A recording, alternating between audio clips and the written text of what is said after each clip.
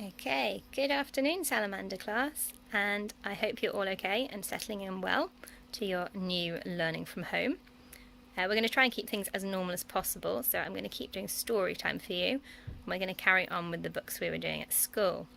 So we're going to carry on today with David Walliams, The World's Worst Children. We were up to Miss Petula Perpetual Motion, and just as a quick recap, Petula had just been summoned to the headmistress's office, Miss Prigg, and told about a contraption that the science teacher was going to make, which would keep her out of any potential mischief. So, the day of the school trip arrived, and Professor Blink proudly wheeled her invention out of the science block and into the playground. "There we are, headmistress," said the lady, still sporting her white lab coat and safety goggles, "just as you asked."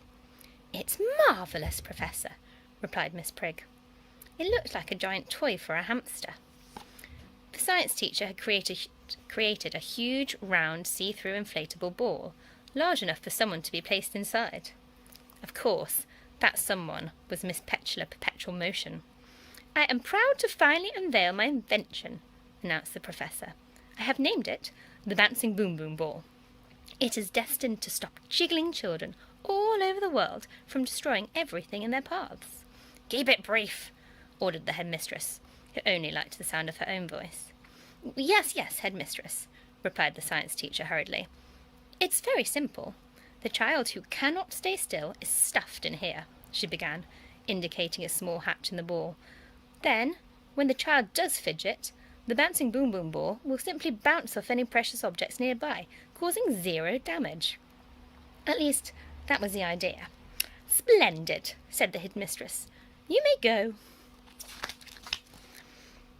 It was a long coach ride to the Porcelain Museum. Despite the driver's protestations, the headmistress insisted that Petula travel in the boot so she couldn't cause any damage on the way.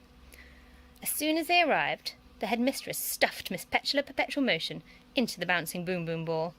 Then she led her party of schoolgirls inside the museum as Petula bounced along, bringing up the rear.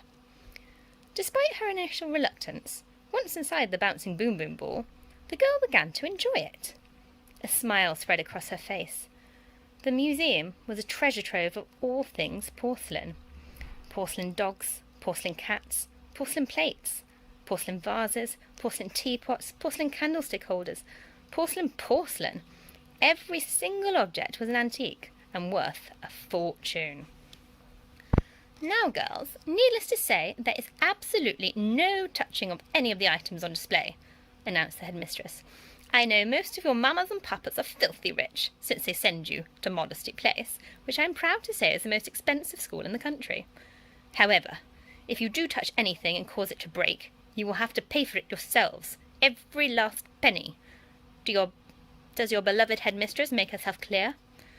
The pupils murmured. "I said, does your beloved headmistress make herself clear?" "Yes, miss," replied the girls. "Now, gather around." The girls huddled around a plinth. On it sat a large bowl with hundreds of tiny flowers hand-painted on the outside.